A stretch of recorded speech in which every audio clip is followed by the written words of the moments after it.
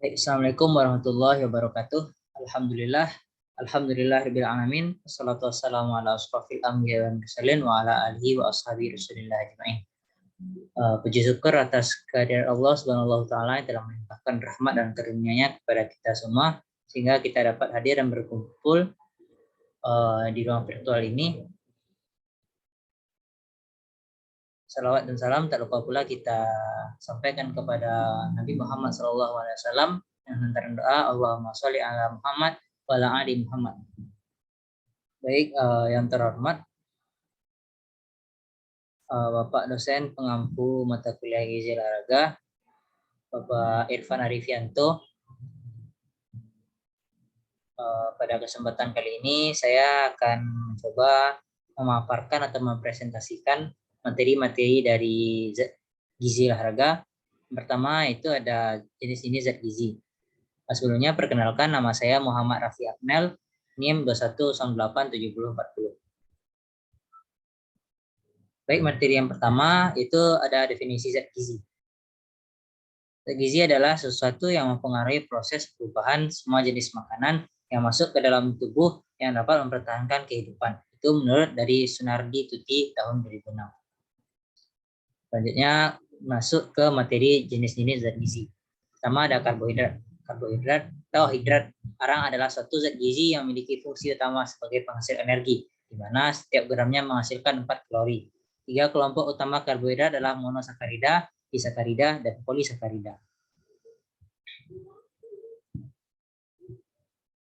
Untuk manfaatnya, lebih jelasnya, dalam monosakarida, disakarida, dan polisakarida terdapat ada glukosa, yaitu jenis gula yang paling umum terdapat dalam tubuh. Selanjutnya fruktosa adalah bentuk gula yang kebanyakan didapat dari madu dan buah-buahan dan beberapa tumbuhan. Selanjutnya galaktosa merupakan hasil penguraian dari zat gula atau zat gula susu atau laktosa. Kemudian sukrosa adalah suatu campuran dari fruktosa dan glukosa. Selanjutnya laktosa adalah yang terdapat dalam susu dan tidak dapat dilarutkan seperti halnya sukrosa. Selanjutnya ada maltosa, itu produk dari tunas padi dan pencernaan kanji dalam tubuh. Yang terakhir ada selulosa, merupakan karbohidrat yang tidak mempunyai nilai makanan yang aktual. Sumbernya bisa dari kulit biji-bijian, seluruh biji-bijian padi, sayuran berserat, dan buah-buahan. Selanjutnya, fungsi atau manfaat dari karbohidrat.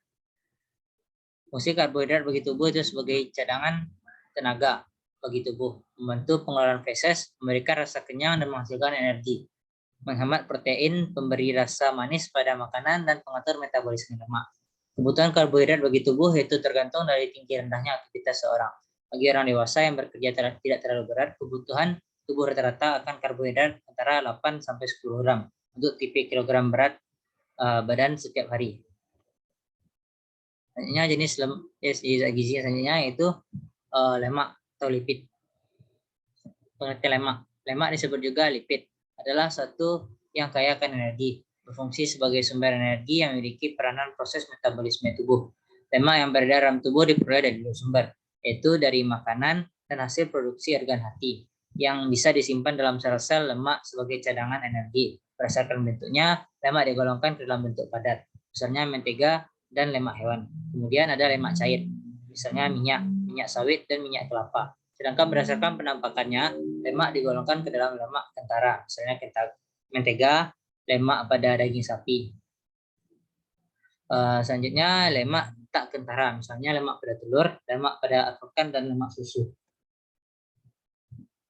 Fungsi atau manfaat lemak. Pertama, sebagai sumber energi. Kedua, sebagai sumber pertumbuhan sel. Ketiga, menunjang fungsi otak, membantu penyerapan vitamin, menunjang produksi hormon yang dibutuhkan oleh tubuh. Orang yang kekurangan lemak akan terlihat dari kulitnya kering. Oleh karena itu, lemak berfungsi sebagai penetral, juga berfungsi bagi kulit, mendukung kesehatan organ tubuh seperti ginjal, hati, jantung, dan usus agar tidak mudah terluka atau cedera. Selanjutnya protein. Protein adalah salah satu makronutrien memiliki peranan penting dalam pembentukan biomolekul. Protein merupakan makromolekul yang menyusun lebih dari separuh bagian sel. Protein menentukan ukuran dan struktur sel. Komponen utama dari enzim yaitu biokatalisator sebagai reaksi metabolisme dalam tubuh. Protein sebagai sumber energi memberikan 4 kalori per gramnya. Berdasarkan sumbernya, protein dikelompokkan ke dalam protein hewani dan protein nabati. Protein hewani sebagian besar terdapat di daging-daging seperti ikan segar, telur, daging ayam, daging sapi, susu, keju, dan lain-lainnya. Protein nabati banyak terdapat di kacang-kacangan seperti kedelai, kacang hijau, tempe, dan oncom.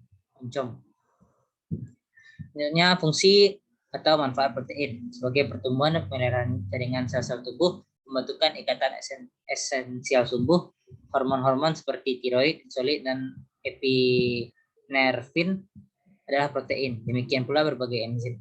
Selanjutnya mengatur keseimbangan air, cairan-cairan tubuh yang terdapat dalam 3 kompartemen, intraseluler, ekstraseluler, dan intravaskular. Selanjutnya memelihara netralitas tubuh.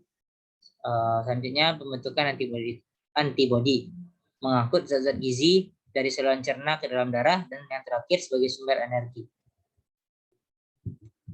Selanjutnya kandungan kalori pada zat gizi mikro.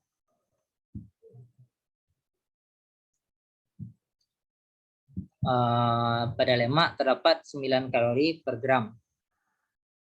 Untuk karbohidrat terdapat 4 kalori per gram, serta protein juga terdapat 4 kalori per gramnya. Selanjutnya jenis zat gizi yang selanjutnya itu vitamin. Vitamin adalah molekul organik yang terdapat dalam tubuh, mempunyai fungsi sangat bervariasi. Fungsi vitamin dalam metabolisme yang paling utama adalah sebagai kofaktor. Dapat dianggap sebagai molekul pembantu yang membantu dalam transformasi biokimia. Vitamin adalah zat gizi yang sangat dibutuhkan oleh tubuh karena berperan membentuk proses metabolisme tubuh yang normal. Dan yang terakhir yaitu jenis zat gizi yang terakhir adalah mineral. Mineral sama halnya dengan vitamin adalah nutrisi yang penting untuk pemeliharaan kesehatan dan pencegahan penyakit. Mineral dan vitamin bertindak secara interaksi, artinya saling ketergantungan. Kita perlu vitamin agar mineral dapat bekerja, dan begitu pula sebaliknya. Agar vitamin dapat bekerja, kita membutuhkan mineral. Tanpa beberapa mineral atau vitamin, maka beberapa vitamin atau mineral tidak berfungsi dengan baik. Perbedaan terbesar antara vitamin dan mineral adalah bahwa mineral merupakan senyawa organik, sedangkan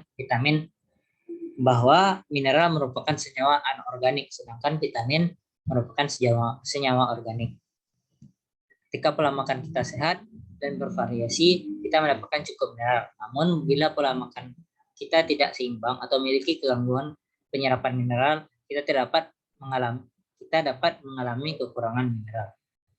Baik, mungkin itu saja pemaparan materi dari saya. Apabila ada kata-kata yang salah, mohon maafkan. Wabillahi taufiq wal hidayah. Assalamualaikum warahmatullahi wabarakatuh.